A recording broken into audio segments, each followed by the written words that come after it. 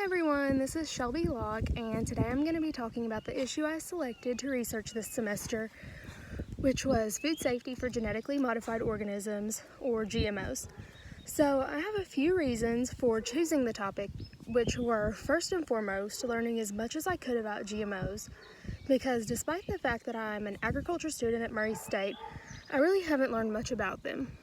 So after learning more about GMOs and what their uses are through my research, I had a feeling that I needed to share what GMOs really are to raise awareness, helping people know what they're eating, helping people feel like they shouldn't be scared of what they are eating, and helping them to make informed choices rather than making choices based off of claims on social media. Socially, GMOs are viewed as evil and harmful to the environment as well as people. Some people claim they are carcinogens and will cause problems in children because they are unnatural. It is difficult for me as an agriculture major to read these posts on social media and realize these people are just believing whatever they read on the internet. This is where grit of the farmers is shown, in my opinion, because despite the constant issues and complaints we often see from consumers, we see farmers continue to produce even when they're not appreciated because they are doing what they need to do for themselves as well as their families. It is understandable why people don't trust the food they're eating unless it was picked at a farmer's market or labeled organic and non-GMO. But there are so many marketing tactics that it is becoming an issue when I was researching to find a non-biased review because so many authors are either pro or anti-GMO. Some of the ways I had to modify my research to find articles that address the pros and cons of GMOs was first I used websites such as the World Health Organization and the U.S. Food and Drug Administration to help set a foundation of what is the most unbiased yet knowledgeable data I could find. Then I began using EBSCOhost and searching online libraries that WKCTC has available to find information. My next issue was then finding information pertaining directly to GMO consumption. GMOs are rarely eaten as a raw or cooked unit and are generally an additive in processed food in the form of high fructose corn syrup or soy. So very few articles or journals mention the fact that there are a very small amount of GMOs, which was something I learned in a crop science course.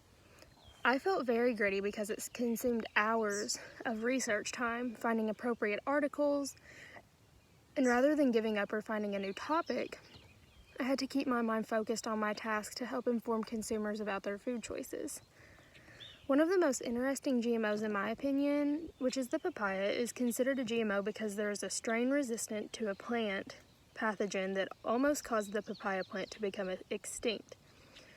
I enjoyed finding articles that simply talked about GMOs and their safety as well as their concerns without using jargon, because those are the articles that are more likely for consumers to be able to comprehend and share with other consumers. I found many contradictions while I was researching and reading about GMOs. So I read so many claiming they're carcinogens, and I read others claiming they're safe, if not safer, than organically grown food. I won't get into organically grown food, but if you do a quick search about labeling of organic food and what goes into making organic food, you would be able to find a lot of information about it. Some issues surrounding the carcinogen issue can relate back to pesticides and herbicides, which have been recently regulated more harshly due to harm in certain crops, because there are certain strains that are resistant to some herbicides and they might not be resistant to, and other strains might not be resistant to it just yet. So the problem with the contradictions I kept finding prior to my final selection of the articles I used was the realization that some herbicides are harmful, which was recognized by some of the authors later on, which was not yet discovered by older articles dating back to the 1990s. So my feeling about the topic developed because I learned a whole lot more. I feel very strongly that GMOs can be great and effective as long as they're used appropriately.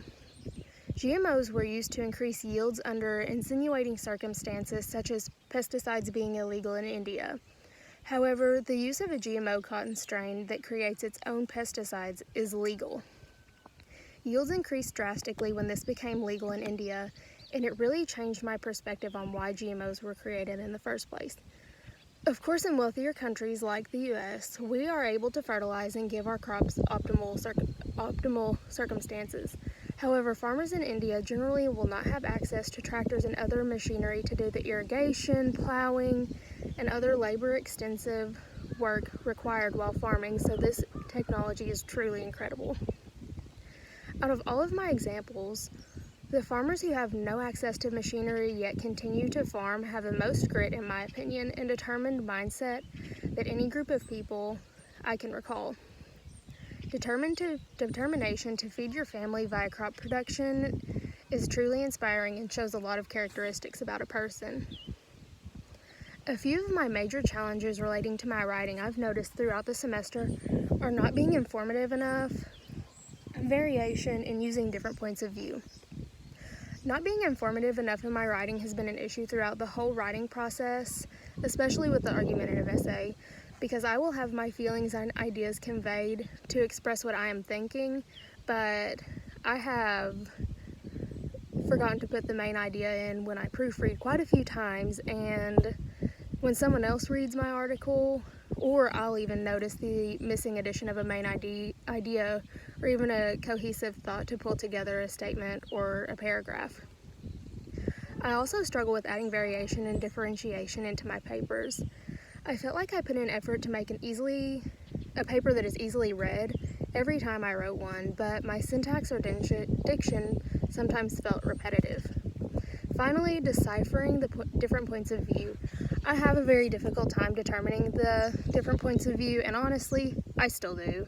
So, a way I have been trying to employ, or a tactic, I guess, when I've been proofreading is to review the point of view, however that might be through a YouTube video or like just a quick Google, and then read my article or essay or whatever I was writing.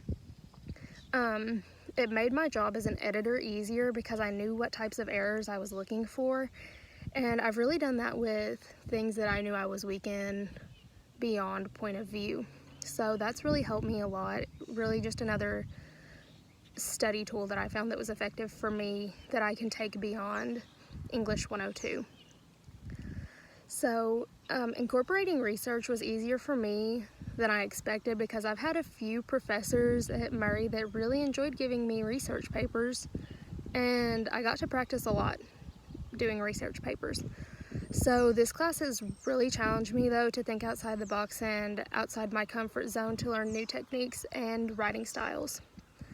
So writing an argumentative piece was interesting because I spent so much time building up my argument only to tear it down with just a couple paragraphs or even a couple sentences at the end of what I built up to be a good paragraph. So I felt like it was very important to display all the information, but just to display the side that I was writing in support of, just a little more in depth, or just a little better. Sorry about that. That was real good. Okay, so anyway, considering my audience are concerned consumers, obviously we all want to know what we're putting in our bodies. I definitely limited jargon. Even though I understand it, I know other people don't. And I don't understand the jargon in other industries, so I don't want to read about other jargon only to look it up or try to keep track of everything. So I limited my jargon, and I tried to point out marketing tactics versus what had been told in partial truth regarding food packaging.